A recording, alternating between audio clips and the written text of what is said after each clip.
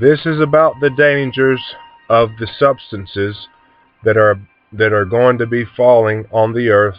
There are going to be billions of foreign extraterrestrial substances. I'm not speaking about aliens. I'm not talking about the things you've heard about Ison as far as the Anunnaki and the Sumerian gods and the whatever Naribu, all this different stuff that they're talking about in South Africa.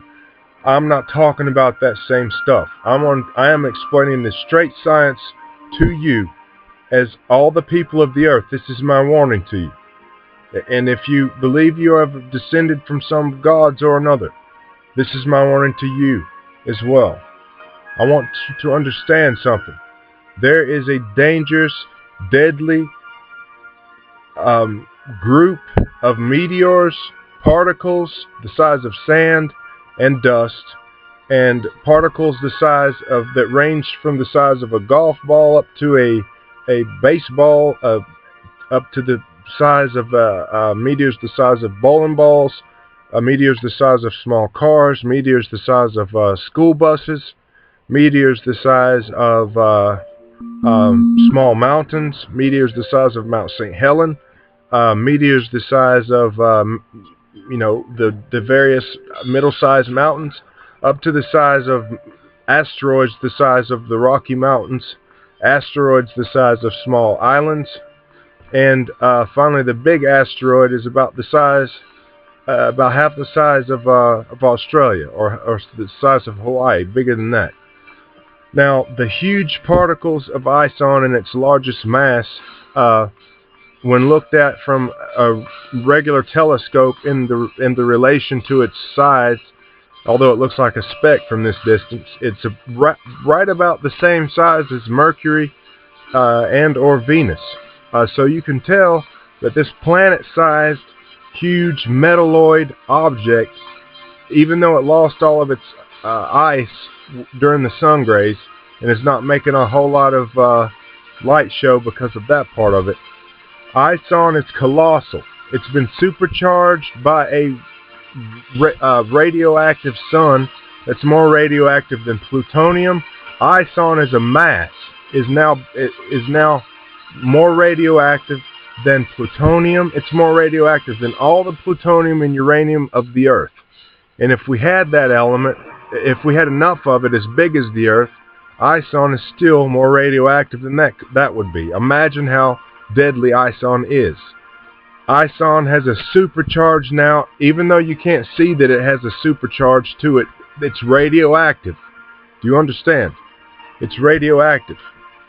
It has a supermagnetic charge. Although you can't see it reacting because the ice is all gone, that floating mass of magnetic power and radiation, charged by radiation, is unbelievable.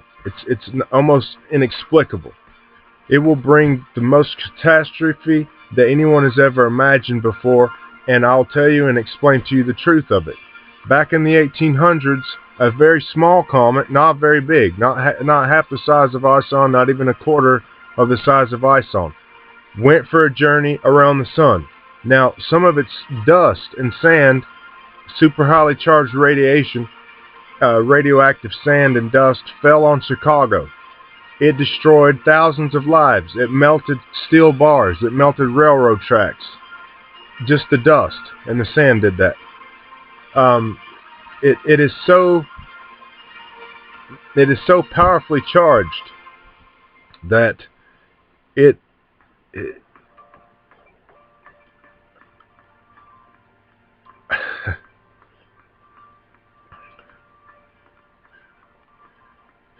I'm not saying this to upset or cause fear-mongering. I want you to understand the plain science behind this.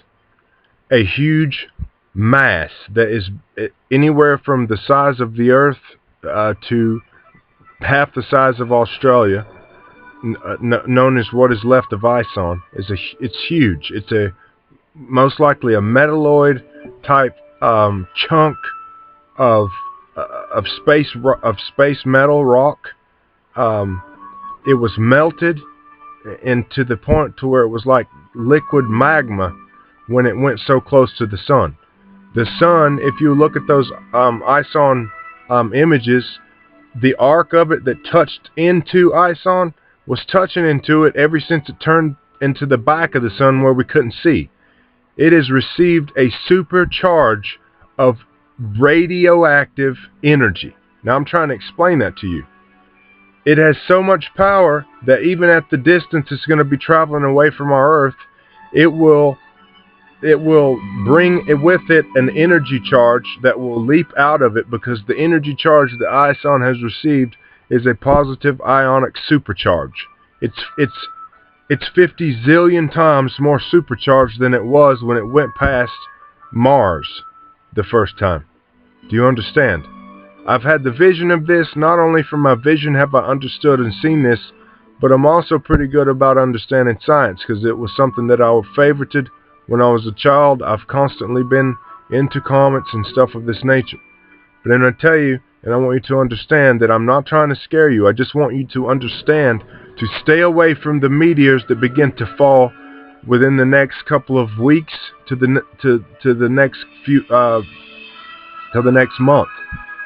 These rocks, some of them will be glowing red rocks. Some of it will be an amalgam or a group of elements that were picked up from Mercury and stuck to what we'll call Ison, because it's really not a comet anymore at this point. It's a huge floating mass of radioactive elements that was supercharged by the sun. This is what they're not telling you at NASA. One reason, because they don't think like this, and if they do, they're just not telling it to you. It's science. What I'm providing you with now is complete, sound, scientific, statement. If you take an object and you place it to something that's radioactive, like the sun, it receives a radioactive signature, like dipping something down inside of that whatever it is that they use in the nuclear plants, the uranium or whatever it is. There's a reason why they got to store that nuclear waste away from people and away from life, because the radiation, the energy is so powerful it kills anything it touches. Now try to understand what's going to happen. That dust and sand and those meteors, each one of them it's not like your regular meteor showers where you go and watch a shower and you go and watch things hit the ground and you're glad you're going hunting for meteors. This stuff is deadly. It's so radioactive that it could take 1,000 years for it to lose its charge. It's radiation. Do you understand? This is going to alter the life on Earth for all times. It will kill 4 billion people. It will destroy all the life in the oceans. These highly radioactive rocks and substances that are charged from being that close to the sun will fall into the ocean and kill half the life that is there. Try and understand. I'm not doing this for fear-mongering. It's not my style of doing anything. I just want you to be informed about what Ison is. Ison is a supercharged radioactive mass. It's little dust particles. If you breathe it, and God's will is not for you to survive. It'd take a miracle if you were to get one dust particle that highly charged and you breathe it. It would be difficult to survive. Trust me, I'm being honest about this. Stay away from those meteors when they begin to fall. The time to pray to God and get your heart correct and right with all the God is now. Zod the Messiah, Zod the Word, is coming not as a government leader or an alien or any of this stuff that they're talking about. The Messiah is returning as a spirit of vengeance.